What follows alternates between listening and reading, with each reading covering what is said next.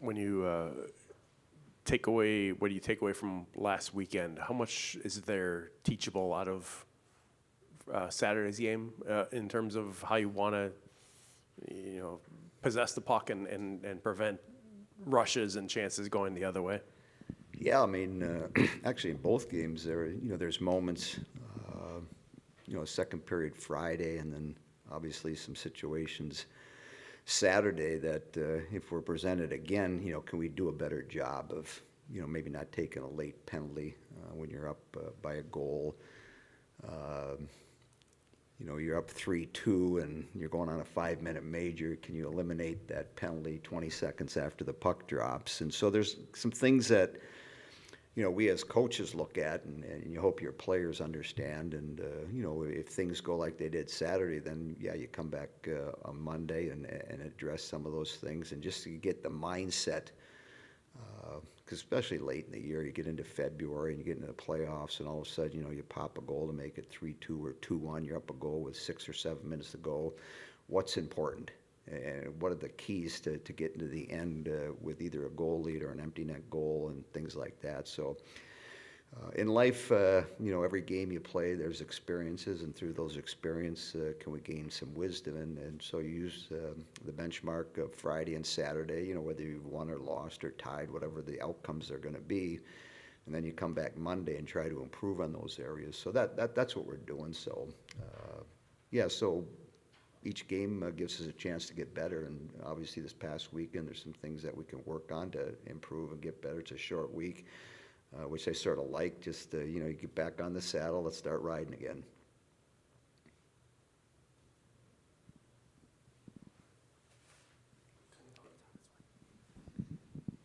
How do you envision a series against St. Thomas? That's a team that's had some pretty good wins, had some some challenges. I would interested in your thoughts on playing them this week. Well, I think coming back home, getting a little bit healthier. It's more about what we're going to do and what we're capable, and our compete level needs to be high. Again, the recipe for success and winning doesn't change, but are you going to be able to do that? And so, can we win the special situations, the power play and the penalty kill game that goes on within the 60 minutes, and do the things necessary and manage the puck.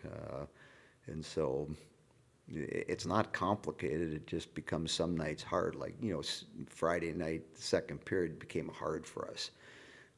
And so that's going to happen when you play 34 games. All your games aren't going to be perfect. Every period's not going to be great. So it's like, can you adjust? Can you make adjustments when things aren't going well and simplify the games, things we talked about.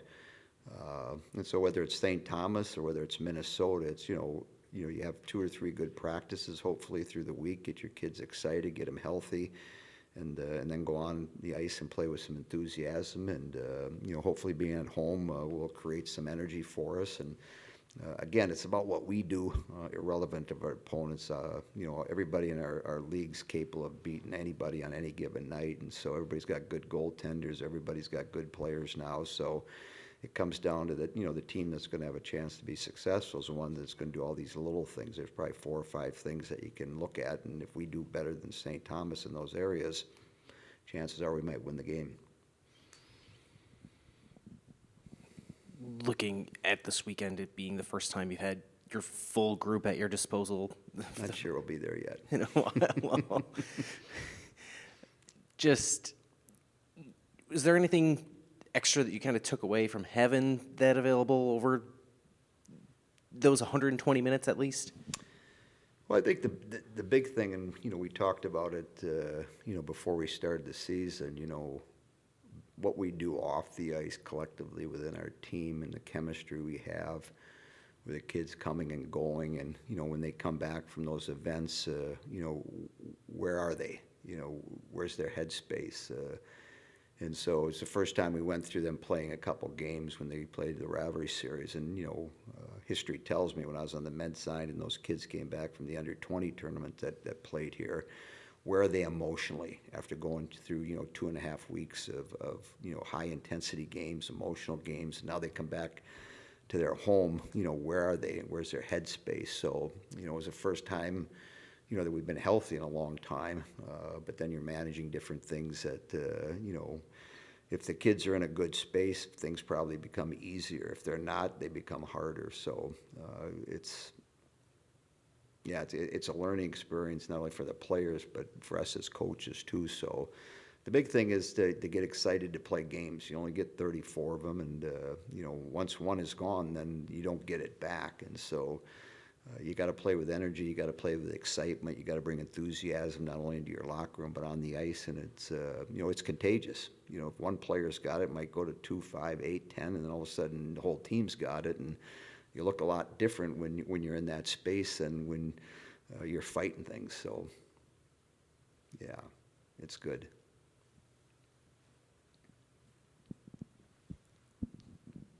Thinking about some of those players that have had pretty much no break since really start of September. And specifically, I know she didn't play in the rivalry series, but Ava's had been going and going and going. And how much of that do you feel like is taxing on someone versus kind of what they want versus for the routine, for the being challenged all the time like she likes to be? Yes, I mean, your game prep and, what are your habits, especially off the ice. Ava's, she likes to keep a lot on her plate with school and some of the things that she tries to manage. But, what I see on the ice is all pretty good. And so, players have different ways of relaxing. And so some might go down to the local coffee shop, or somebody might go in and study with a group of people, and some might just like to have a lot of things on their plate, and that seems to be Ava's space. And so have good conversations with her, get her opportunities in practice to work on things that continue to she wants to improve on, and then I think through those lines of communication and what you see on the ice, you get a feel if she's got energy, if things are going well. But, in Saturday's game, she made a bunch of quality saves that kept us in a position to win a hockey game. And so, that's all you can ask for. And, some kids like a lot of things there. Some kids like to manage a fewer things. And so everybody's going to be a little bit different in those aspects, but you're monitoring, all kinds of things, both on and off the ice, and then you make decisions on what you feel is best for the team.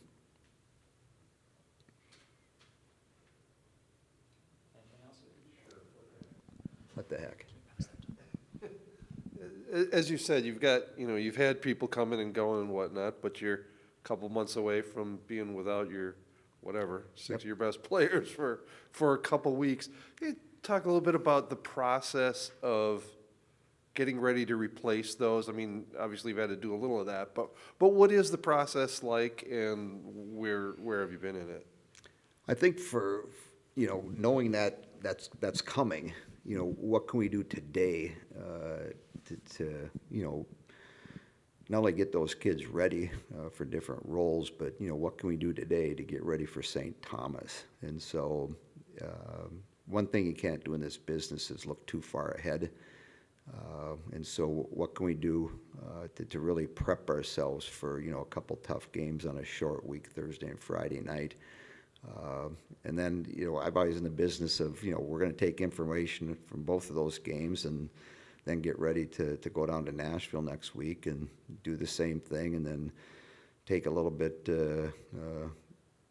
from all that and get ready to go and finish the first half down at Ohio State, which will be a big challenge for us. And then I think to answer your question, then we get a little bit of a break, and then you can sort of prep yourself for the next month.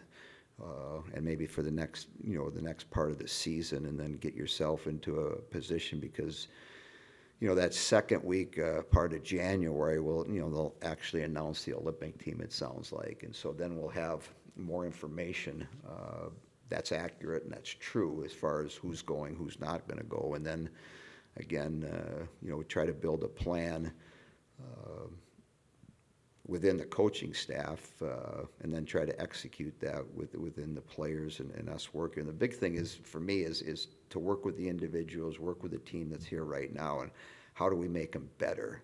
So whenever their opportunity comes, whether it's big, middle, or small, at the end, there's your opportunity. Are you ready for your opportunity? So it's like a backup quarterback in college or a backup quarterback in the NFL. They're prepping right now to play this weekend.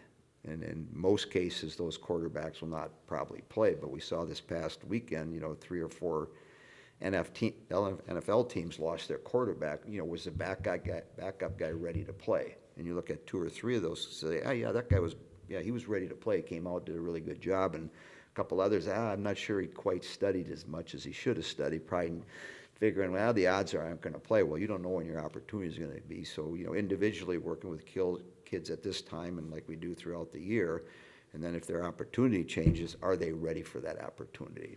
And I'm hoping that we're doing the right things now to get them ready for that opportunity. Just had one that I keep forgetting to ask. Nicole and Rachel Gorbatenko, is the plan for them to not play this year, save the year, redshirt year, or is that something where they could factor that's in? been the plan since day one. When we recruited them, things like that, you just looked at what we had coming back this year and, what they wanted to do individually. And so, that's the plan. And unless something really crazy happens, we'll stick to that. Awesome. You guys have a wonderful day.